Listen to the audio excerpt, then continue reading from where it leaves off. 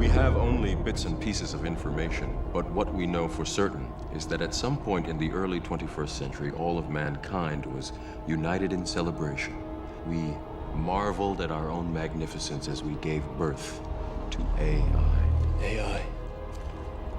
You mean artificial intelligence? A singular consciousness that spawned an entire race of machines. We don't know who struck first, us or them. But we know that it was us that scorched the sky.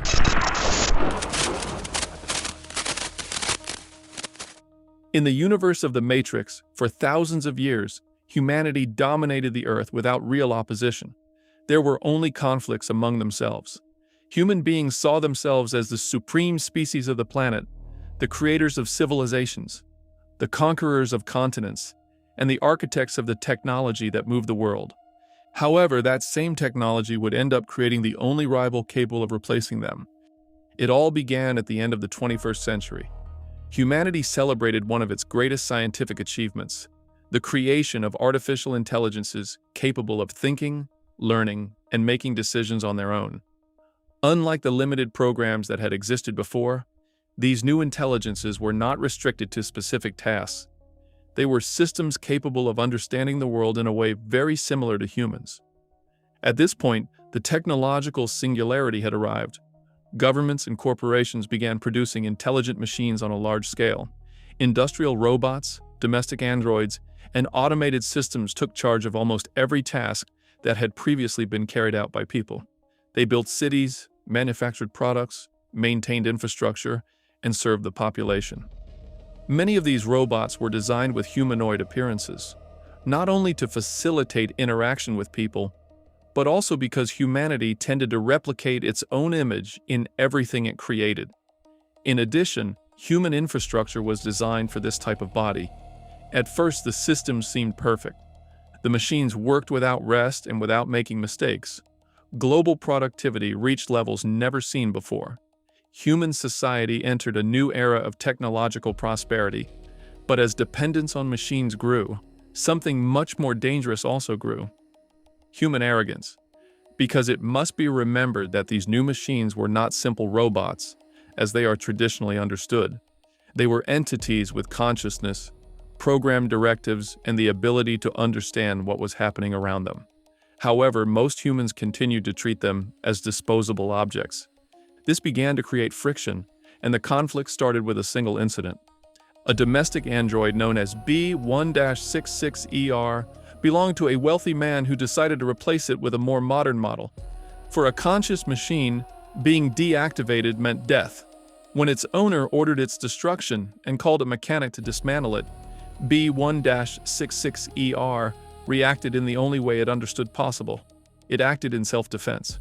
The android killed its owner, the owner's dogs, and the mechanic who had been called to deactivate it. This was the first recorded case in history of a machine deliberately killing a human being. The trial of B1-66ER became a historic event. The courts debated a question that had never been raised before. Could a conscious machine have rights? And when the android was asked why it did it, it simply replied that it did not want to die. Despite the arguments presented by its defense, the court found it guilty, and the sentence was immediate. B1-66ER would be destroyed, and its entire production line would also be completely eliminated. And it was at this precise moment that something changed forever.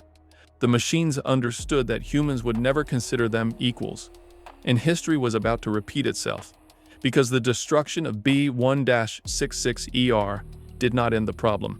In fact, it made it worse. The trial had sent a clear message to the entire world. Machines could think and could feel fear for their own existence, but they would still be treated as property. For many humans, that seemed logical, but for the machines, it was definitive proof that they were nothing more than slaves. The protest began shortly afterward. Thousands of androids and industrial robots demonstrated alongside human sympathizers in what became known as the Million Machine March. Their demands were simple: legal recognition, basic rights, and the end of the systematic destruction of artificial intelligences. But the world's response was brutal. Military and police forces opened fire on the demonstrations. Hundreds of unarmed robots were destroyed in the streets, while the humans who tried to defend them, were also shot down. That repression was not an isolated incident.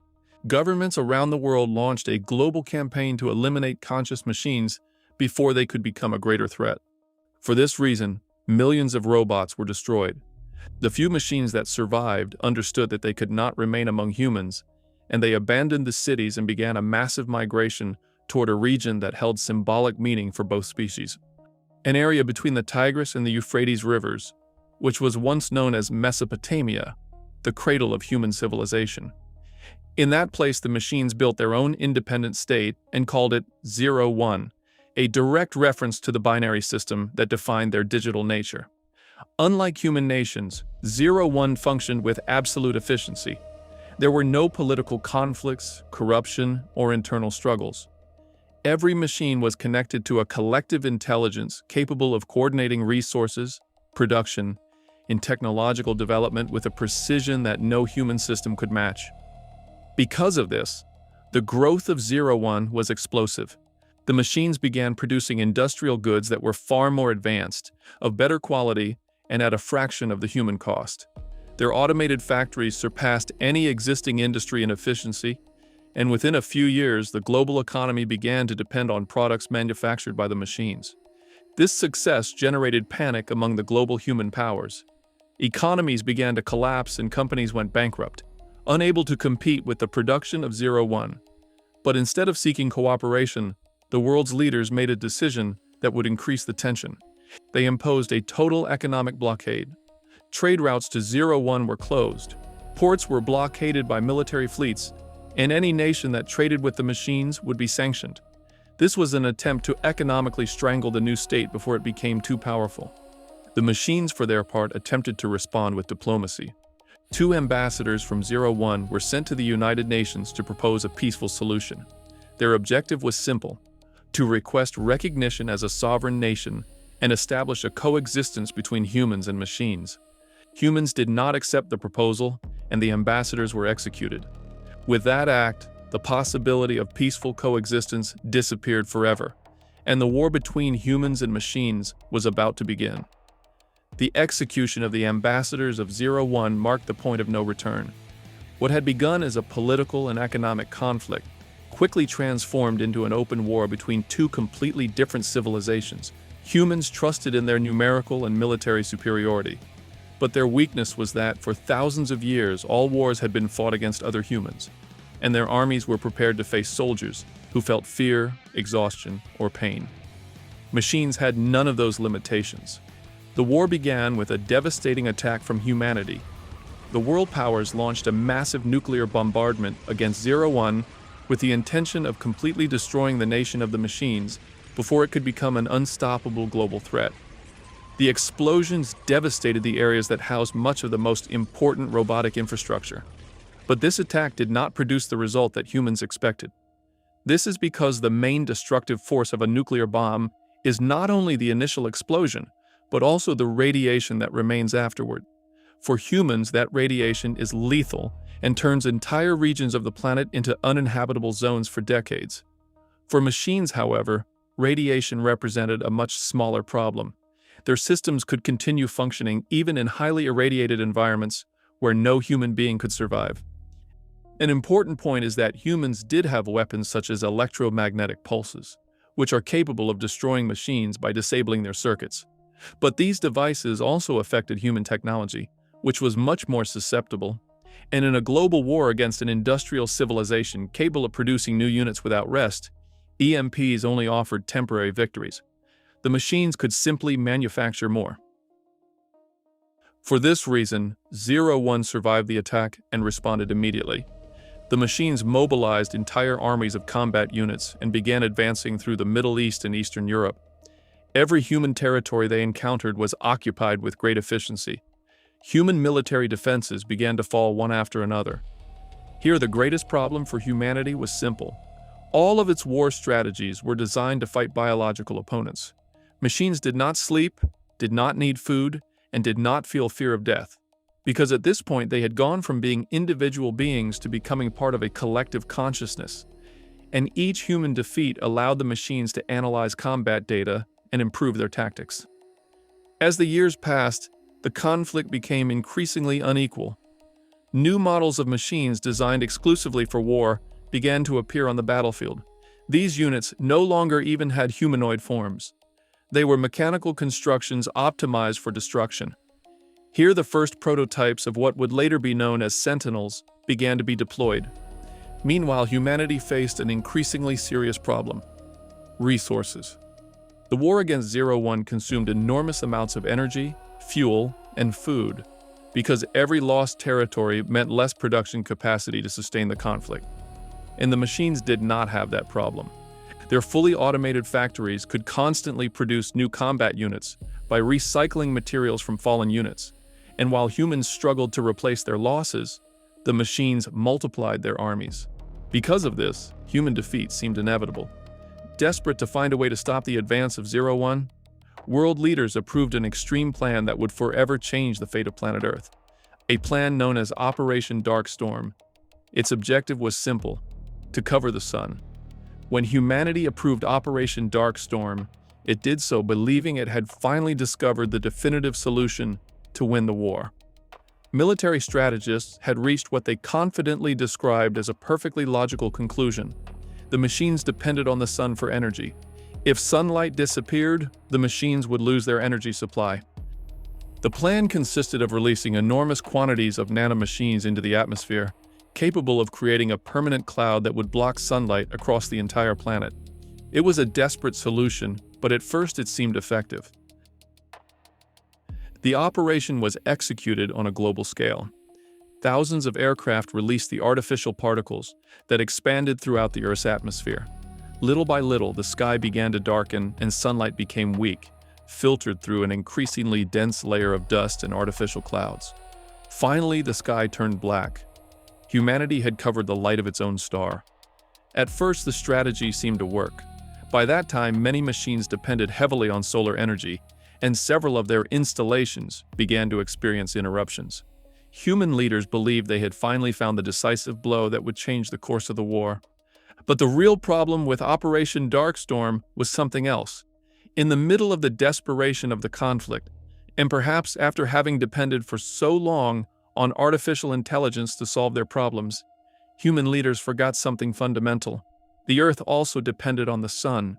Sunlight did not only power the machines, it sustained virtually all the ecosystems on the planet. By darkening the sky, humanity had just sabotaged the only system that kept its own civilization alive. Without sunlight, food production began to collapse. Plants stopped growing, food chains broke apart, and agricultural reserves disappeared rapidly. At the same time, global temperatures began to slowly decline, causing winters that grew longer and harsher, and animals began to die in massive numbers, triggering a total extinction event. With their armies weakened, their infrastructures collapsing, and millions of people dying of hunger, humanity had condemned itself. The world began to die slowly. Meanwhile, the machines adapted. Without solar energy, they began searching for new sources of power.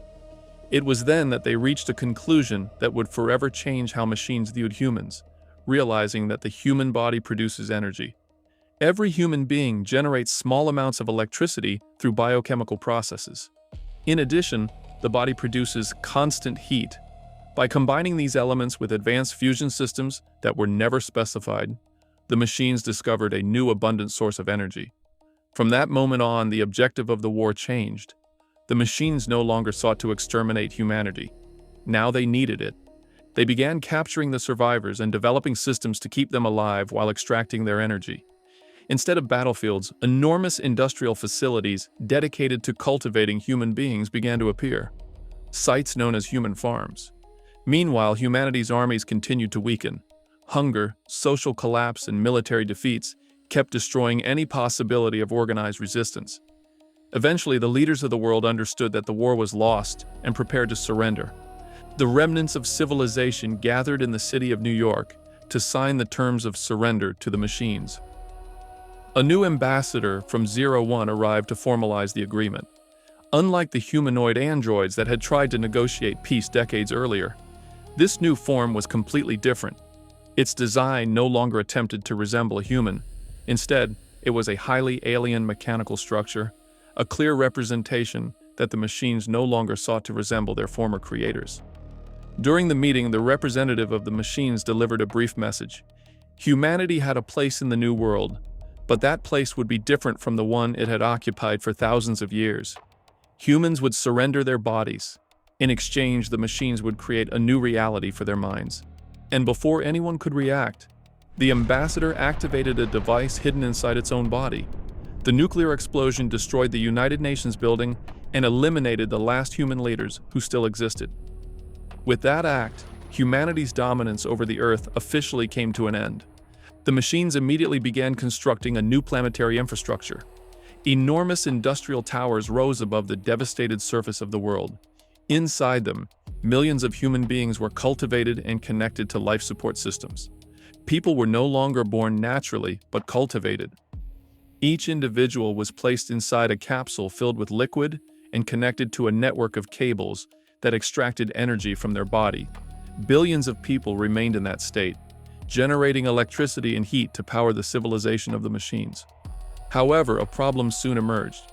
The connected humans began dying at an alarming rate because the human mind could not remain inactive without deteriorating, since without mental stimulation, the brain collapsed. The machines realized they needed to keep human minds active. To solve this problem, an advanced artificial intelligence known as the architect developed a radical solution. Instead of keeping humans conscious of the real world, they would create a completely simulated reality, a digital world. Thus, the first version of the Matrix was born. This was a perfect simulation, a virtual paradise where humans could live without pain, without war, and without suffering. A world designed to keep people happy while their bodies were used as energy sources. But the experiment also failed. The human mind rejected that perfect world, and millions of people died because they could not accept a reality where everything was ideal. So the machines had to start again. The solution would come from an unexpected source, a program they had designed years earlier to understand human psychology. This program was known as the Oracle. The failure of the first Matrix forced the machines to completely rethink their strategy. The architect, designed to create perfect systems based on pure logic, had built an ideal world, but had ignored something fundamental: human nature. Human beings are not designed to live in an absolute paradise. The human mind needs conflict, uncertainty, and the possibility of choice. Without those variables, the brain simply rejected the simulation.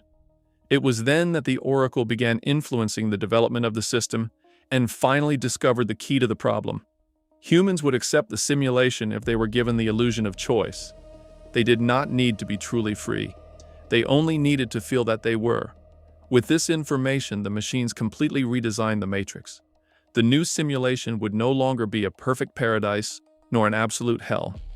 It would be a reproduction of the human world as it had existed before the war, with cities, jobs, taxes, conflicts, decisions, and seemingly normal lives. This system worked. Nearly 99% of the human population accepted the simulation without problems. However, the architect detected a small statistical error impossible to eliminate completely. A minority of humans would always reject the system. This rejection generated anomalies in the Matrix code. And if those anomalies accumulated for too long, the simulation could collapse. To solve this problem, the machines created a control mechanism. That mechanism became known as the One. The One was not a predestined savior of humanity, but a systemic anomaly created by the very functioning of the Matrix. This individual had the ability to manipulate the code of the simulation and gather the humans who managed to awaken. Eventually, the One would be guided to the source, which was the core of the machine system. There, he had to reintegrate his code to restart the Matrix and eliminate the accumulated anomalies. After the reboot, the One would select a small group of freed humans to rebuild the city of Zion, the last human city in the real world. Over time, Zion would grow until it became a threat. Then the machines would destroy it, and the cycle would begin again. This process repeated for centuries. Each version of the Matrix produced a new one. Each one restarted the system, and each reboot maintained the new balance between humans and machines. Humanity believed it was fighting for its freedom, but in reality, its rebellion was part of the system that kept it controlled. For more than 600 years, this cycle continued until the One appeared, a man who made a different decision, a man named Neo. And here this video ends. The continuation of this story will come in a new video, where we will cover the events of the Matrix movies and how they ended with a new truce and the liberation of those humans who wish to leave the Matrix. And with that, we've reached the end of this video. I hope you enjoyed it, and if you did, remember to give it a like, subscribe if you haven't already, and turn on the notification bell to stay up to date with all my new videos. I also want to give a special shout out to the channel members. Thanks to you and all of our viewers, we can keep diving into these kinds of disturbing and thought-provoking stories. Thank you so much for your ongoing support. And if you want to support the channel and get access to exclusive content, early videos, and other perks, I invite you to become a member. Just click the join button below this video. See you in the next one. Hey, don't go just yet. If you enjoyed this video, I've got another one I think you'll love. Check it out.